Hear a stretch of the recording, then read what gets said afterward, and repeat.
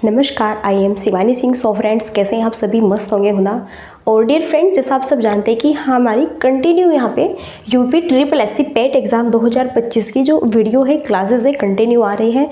और dear friends देखो, history, okay, और हिस्ट्री में हमने 3-4 चैप्टर्स यहाँ पे कर लिए हैं। आपका सिंधु घाटी सभ्यता एंड वैदिक सभ्यता, देन फिर हमने यहाँ पे बौद्ध धर्म और फिर जैन धर्म, ओके। और आज हम करने वाले हैं मौर्य वंश, ओके। और पहले हम थ्योरी करेंगे और फिर हम एमसीक्यू भी करेंगे, और 20 एमसीक्यू रहेंगे। क्लास यहाँ पे 5 है, ओके। 4 यहाँ पे क्लास हमारी इससे पहले कंप्लीट हो गई है बाय शिवानी सिंह। मेरे द्वारा ही कंटिन्यू सेशन यहाँ पर आपको कराए जा रहे हैं।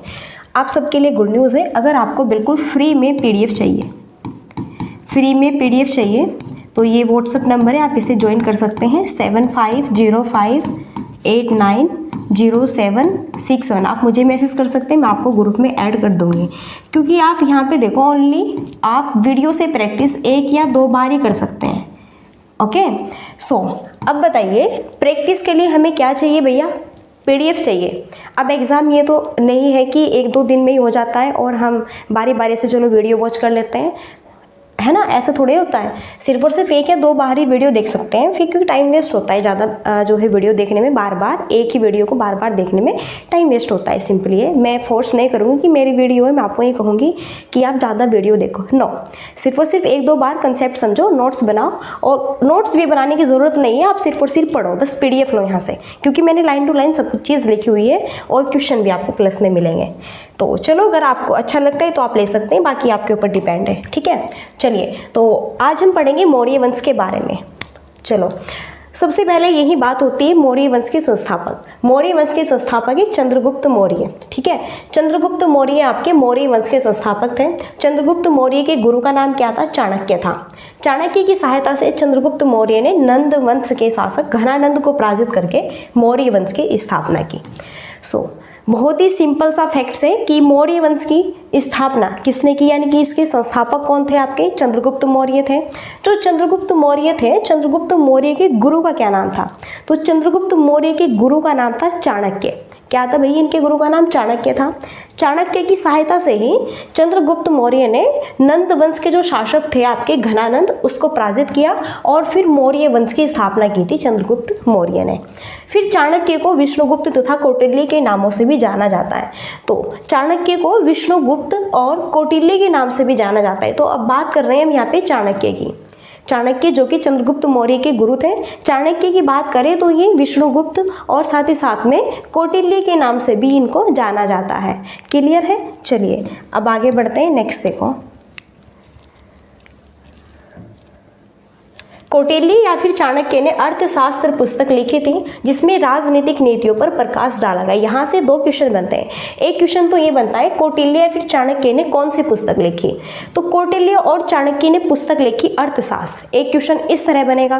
देन एक क्वेश्चन आपका इस तरह बनता है कि अर्थशास्त्र पुस्तक किसने लिखी? तो ये कौटिल्य या फिर चाणक्य, यानी कि इनका ही तो नाम है ये, ओके। अच्छा, फिर ये जो पुस्तक लिखी अर्थशास्त्र कौटिल्य फिर चाणक्य ने, तो इसमें जो है किस चीज पर प्रकाश डाला गया है? क्या पॉइंट्स हैं इसमें? राजनीतिक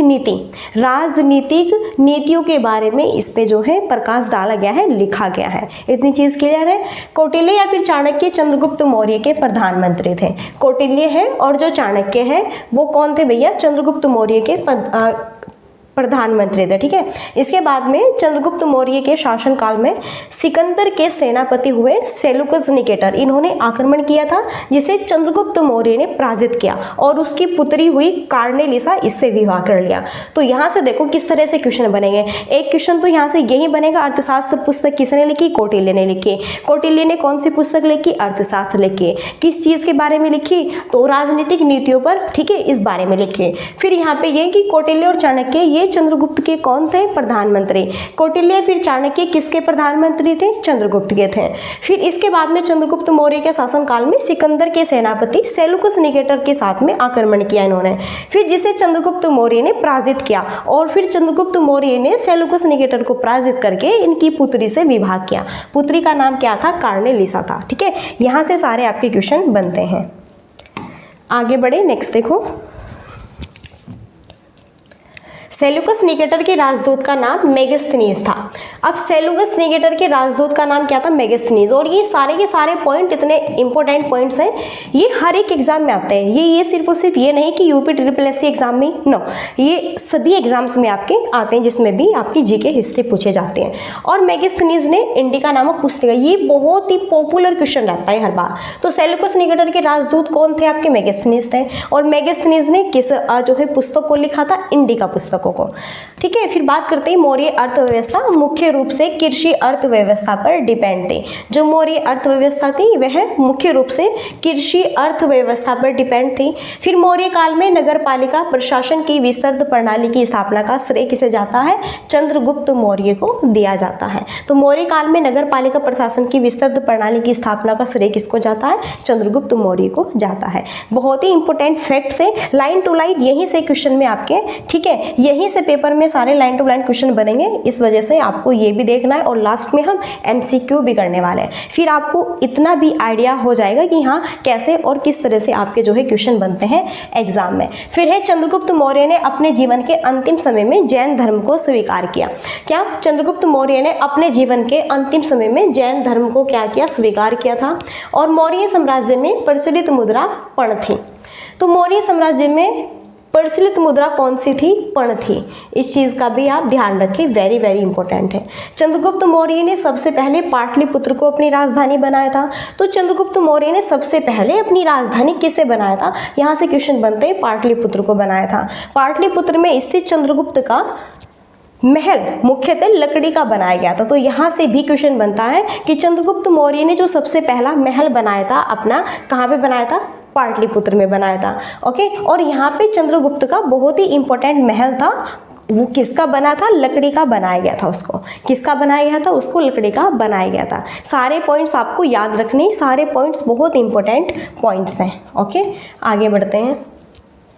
नेक्स्ट देखो, चंद्रगुप्त मौर्य की मृत्यु श्रवणबेलगोला में उपवास के दौरान हो गई थी। इसके बाद बिंदुसार अगला शासक बना। फिर देखो चंद्रगुप्त मौर्य की डेथ होती है, कहाँ पे होती है इनकी डेथ? श्रवणबेलगोला में होती है। यहाँ से सारे पॉइंट्स क्वेश्चन बनते हैं।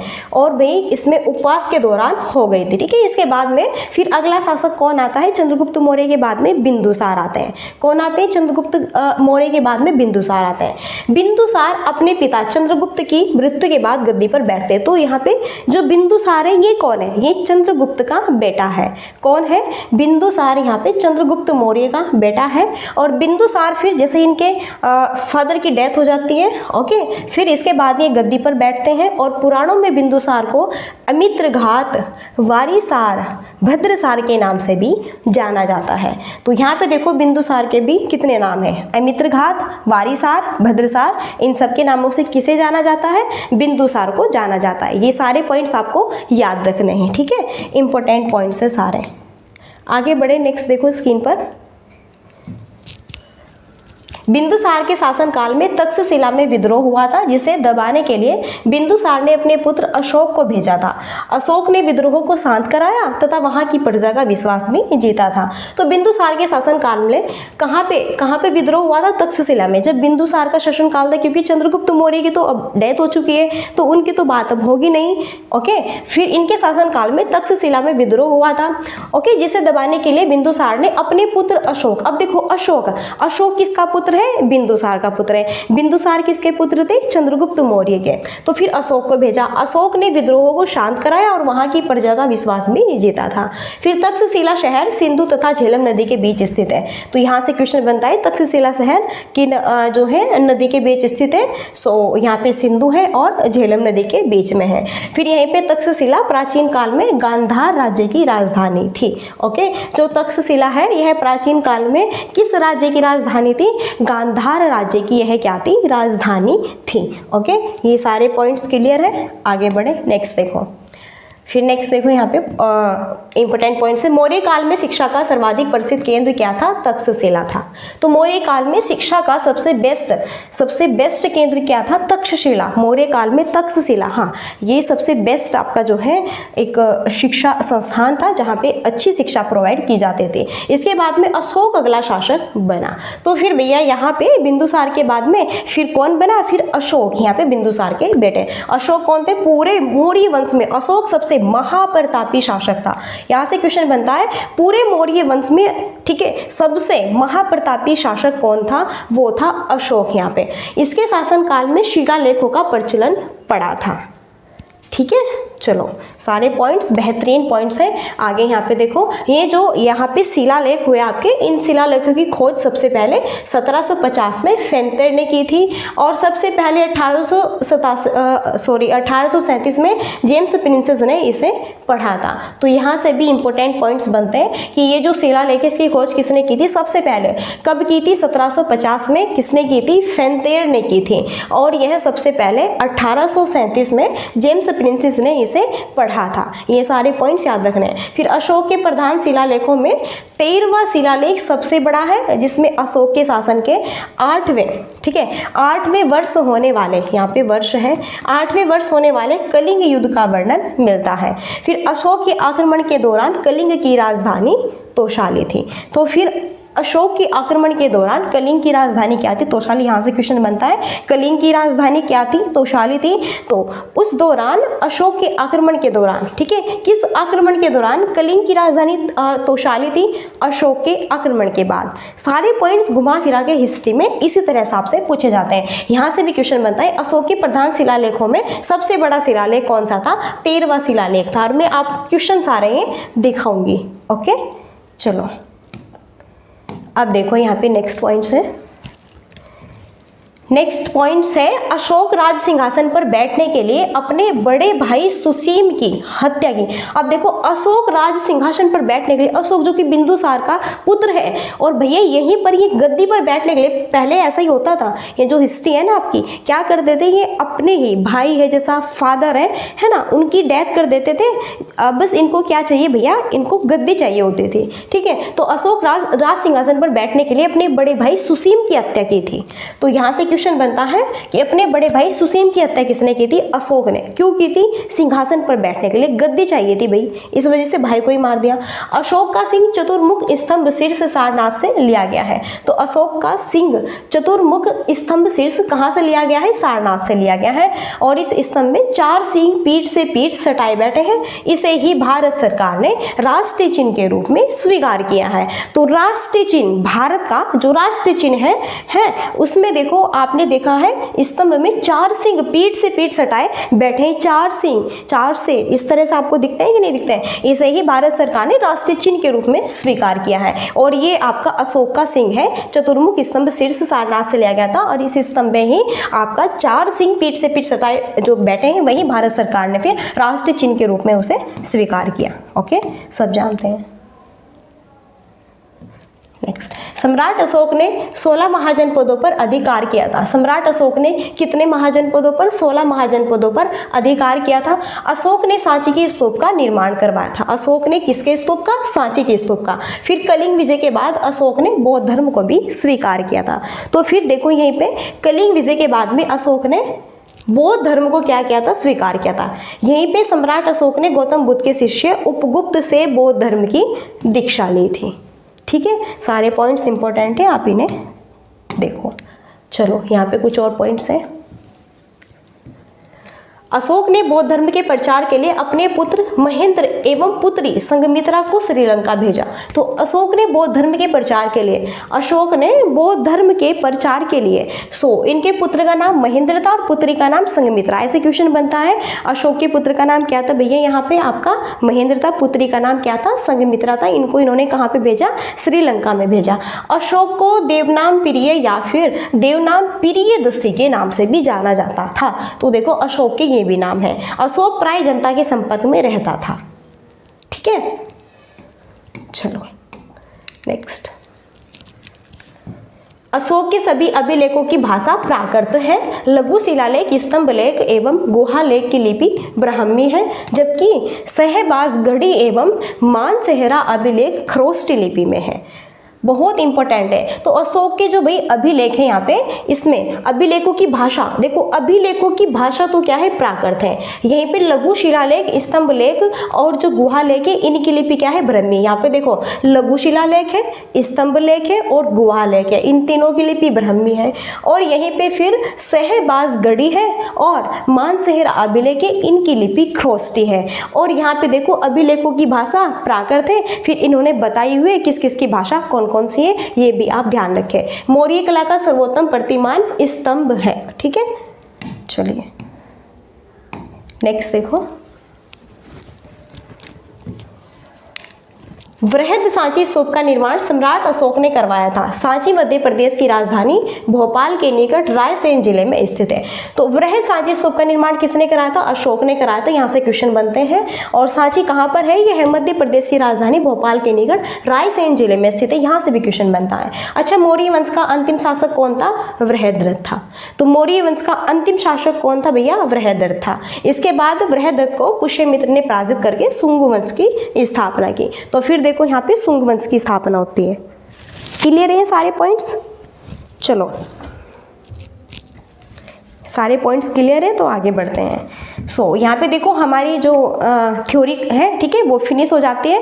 अब यहाँ पे हम करते हैं एमसीक्यू, और ये जो एमसीक्यू है 20 एमसीक्यू रहेंगे, और यहीं से आपके ये सारे आपके प्रीवियस जो है ईयर क्वेश्चंस पेपर है, और सारे ये प्रीवियस ईयर पेपर में आए हुए सारे क्वेश्चन हैं। अब से पहले जितने भी यूपी SSC पैट के एग्जाम हुए, उन सभी एग्जाम में ओके यह हिस्ट्री के क्वेश्चन आपके आए हुए हैं, ध्यान रखिएगा। चलो तो अब देखते हैं, प्रथम भारतीय साम्राज्य स्थापित किया था अशोक ने, समुद्रगुप्त या फिर मौर्य या फिर हर्षवर्धन ने। तो प्रथम भारतीय साम्राज्य किसने स्थापित, देखो पहला भारतीय साम्राज्य स्थापित किया था चंद्रगुप्त मौर्य ने, ठीक है। चलिए सी ऑप्शन यहाँ पे करेक्ट है। चंद्रगुप्त मौर्य और सिकंदर महान की भेंट का उल्लेख किया है। मेगास्थनीज ने, जस्टिन ने, प्लूटार्क ने या फिर हेरोडोटस ने। तो कुछ पॉइंट्स ऐसे भी रह जाते हैं आपके जो कि थ्योरी में नहीं कवर हो पाते, फिर हम क्वेश्चन में कवर करते हैं। तो चंद्रगुप्त मौर्य और सिकंदर महान की भेंट का उल्लेख किया है, किसने किया है, जस्टिन ने किया है। आगे बढ़ते हैं, नेक्स्ट है, जल की आवश्यकता को ध्यान में रखते हुए जिस प्रथम शासक ने गिरनार क्षेत्र में एक झील का निर्माण कराया वह कौन था, वह भी चंद्रगुप्त मौर्य ही थे। ओके चलिए आगे देखो, यहाँ से देखो कैसे कैसे क्वेश्चन बनेंगे, और ये आया हुआ भी है थ्योरी में। अभिलेख जिससे यह प्रमाणित होता है कि चंद्रगुप्त मौर्य का प्रभाव पश्चिम भारत पर था। अशोक का खालाडी शिलालेख, समुद्रगुप्त का प्रयाग प्रशस्ति, रुद्रदामन का जूनागढ़ शिलालेख, वृहद्रथ का पाटलिपुत्र अभिलेख। सो यहाँ भी राइट आंसर होगा रुद्रदामन का जूनागढ़ शिलालेख। ओके सी ऑप्शन यहाँ पे क्या है, राइट है। चलिए देखो यहाँ से क्वेश्चन बना कि नहीं बना, बताओ। कौटिल्य की पुस्तक, कौटिल्य का क्या नाम था दूसरा, चाणक्य। बताओ कौटिल्य की पुस्तक यहाँ पे अर्थशास्त्र, और यह जो है किस बेस पर लिखी गई थी, राजनीतिक, ठीक है, इसमें राजनीतिक बातों पर चर्चा है।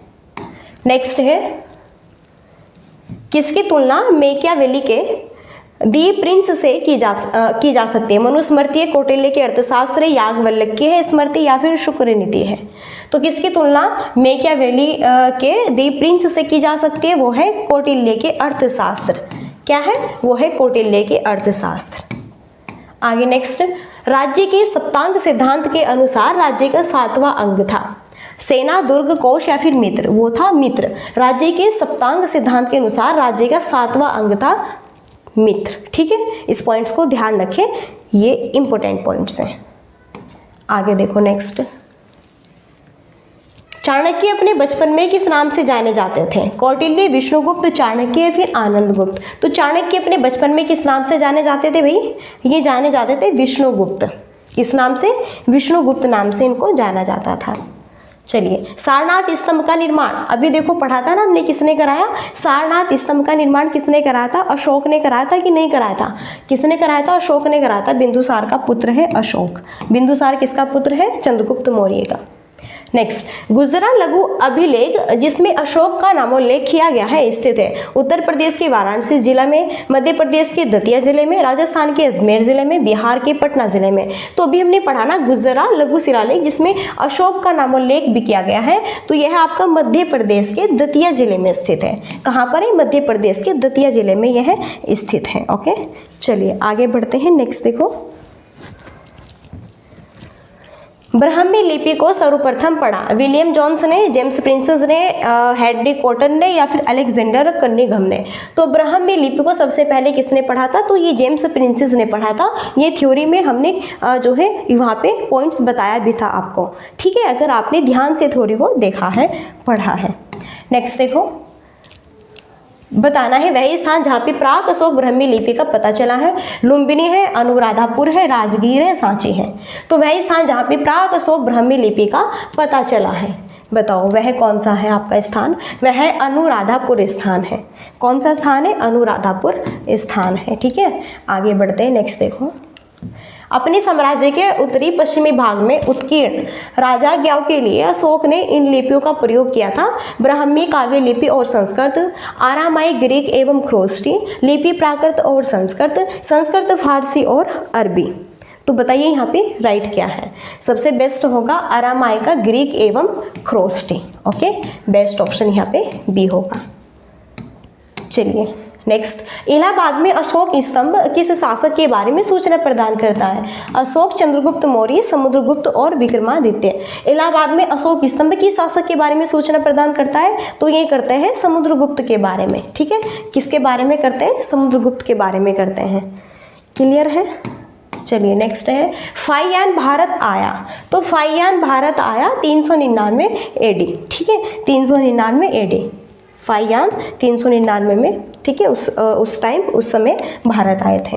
कलिंग युद्ध का विवरण ज्ञात होता है 5वें शिलालेख, 13वें, 7वें, 3वें। तो देखो मैंने कहा था ना कि कलिंग युद्ध का विवरण ज्ञात होता है कौन से शिलालेख में, और यहाँ से क्वेश्चन बनते हैं, मैंने बताया था आपको। और ये है आपका 13वां शिलालेख। चलिए नेक्स्ट, अशोक के समकालीन तुरामया राजपूत शासक था? मिस्र था, कौरित था, मैसेडोनिया या फिर रूस का? तो अशोक के समकालीन तुरामय राजपूत शासक थे, कहाँ के थे? तो भैया ये थे मिस्र के। कहाँ के थे? मिस्र के थे। ठीक है, नेक्स्ट है, आधुनिक देवनागरी लिपि का प्राचीन रूप क्या है? तो यहाँ पे देखो कृति विनियोग है, ब्राह्मी है, देवनागरी है या फिर पाली है। तो आधुनिक देवनागरी लिपि का प्राचीन रूप क्या है?